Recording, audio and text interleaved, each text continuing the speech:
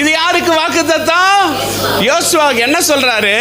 நீ உயிரோடு இருக்கும் நாளெல்லாம் ஒருவனும் உனக்கு முன்பாக எதிர்த்து நிற்பது இல்லை.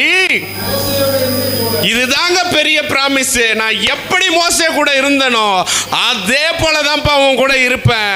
மனுஷன் மாறுவாங்க, என் தெய்வம் மாறவே மாட்டாரு. அவர் சொல்றார், எப்படி மோசேவை நடத்தனோ, எப்படி மோசே கூட சொல்லி கொடுத்து கூப்பிட்டுட்டு வந்தனோ அதே போலதான் உன் கூட இருப்பேன். ஒரு அல்லேலூயா சொல்லுங்க பார்க்கலாம். சொல்லிட்டு ஒன்ன சொல்றாரு, நான் உன்னை விட்டு விலகுவதில்லை, உன்னை கைவிடுவதும் இல்லை. தீர்க்க தரிசனமாய் சொல்றேன், என் தெய்வத்தினுடைய நிலைப்பாட்டில் மாறுதல் இல்லை. என் தெய்வம் உங்க கூட இருக்கிற தன்மையில் மாறுதல் இல்லை. எப்படி இருந்தாரோ அப்படியே இருப்பார்.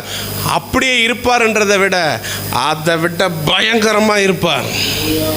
அதை விட பயங்கரமா இருப்பார். அவர் சொல்றாரு, நீ பயப்படாத. நீ உயிரோடு இருக்க நாளில் ஒருவனை உனக்கு முன்னாடி ஏற்று நிற்க முடியாது. ஒருவனை உனக்கு முன்னாடி ஏற்று நிற்க முடியாது. ஒருவனை உனக்கு முன்னாடி ஏற்று நிற்க முடியாது. நான் மோசையோடு இருந்தது போல் உன் கூட இருப்பேன். நான் உன்னை நடத்துவேன். நான் உன்னை கைவிட மாட்டேன். நான் உன்னை விட்டு விலகவே மாட்டேன். உன்னை விட்டுட்டு போக மாட்டேன்.